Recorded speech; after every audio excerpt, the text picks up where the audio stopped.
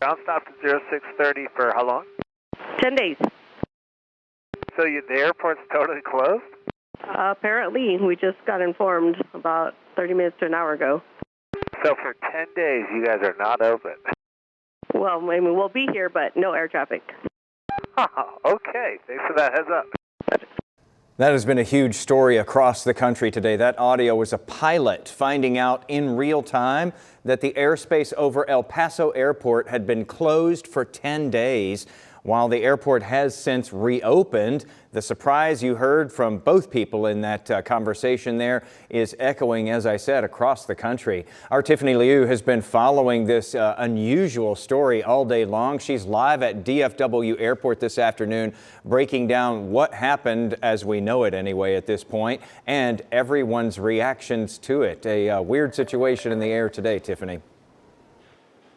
Yeah, Jason, you know, so many people I spoke with today, they had the same reaction. They were so surprised that this happened, but there are still so many questions surrounding why it all happened. Officials and sources, they're all saying different things, but here is what we've heard so far. Transportation Secretary Sean Duffy posted on X saying the FAA and DOW acted swiftly to address a cartel drone incursion. The threat has been neutralized. Senator John Cornyn adding, given the airport's proximity to Biggs Army Airfield at Fort Bliss, the FAA made the right choice to close the airport. But this afternoon, the Associated Press is reporting the Pentagon was planning to test a laser to shoot down Mexican cartel drones. The AP says this caused friction with the FAA wanting to ensure air safety, hence the shutdown. But the AP reports it's not clear whether the laser was ultimately deployed. The White House and the FAA have not further explained.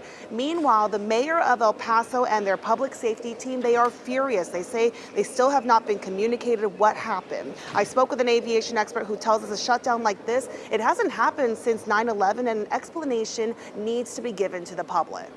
Know that in the interest of national security, they're going to protect some information that's to be given, and the American public should be aware of that. They're not going to give away what they did, how they did it, how they figured it out, and how they took them out. But they should at least provide an explanation of whether or not there was a real imminent threat to public safety for those people on the ground, as well as any kind of airborne event that could have jeopardized safety in proximity to El Paso.